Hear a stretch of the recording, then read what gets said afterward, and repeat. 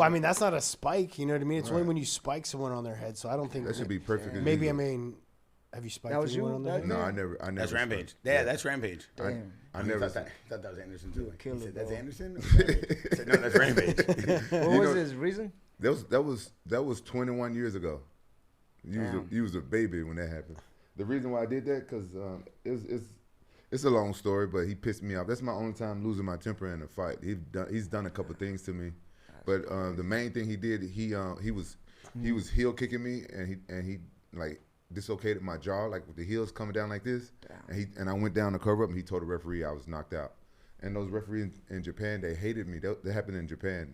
It was it was the biggest event in the world. It was called Pride FC. Okay. And they used to give you yellow cards, and for the yellow card, they take 10% of your money. Oh no way! And they used to take 10% of my money every time they gave me one. And they gave me one almost every fight.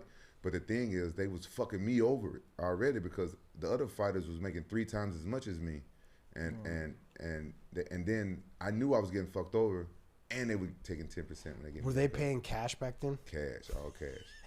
You just had to fly back with cash. Cash. Crazy. A month was making $200,000-$300,000 cash. How you fly back with that much money from? Because so back then, you know those pants I always walk out with, the camouflage pants, the big cargo. I would put them in my pockets.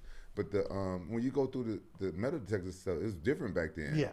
It wasn't like the thing. They didn't have like the X-ray looking like they shit. can see It was everything. just metal detector. Yeah. So what I would do if I got nervous, I would give one of my teammates like $9,000 because you know they wouldn't get in trouble as long as it was on a team. On a team, yeah. But I don't know how those other fighters was leaving with $200K and $300K. I just don't know how they was doing it. Yeah. Oh.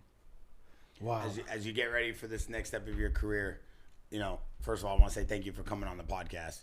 Second of all, I can't believe the war you just put on and the battle and the fight you gave to the fans because that was like I said, one of the best fights of the year so far.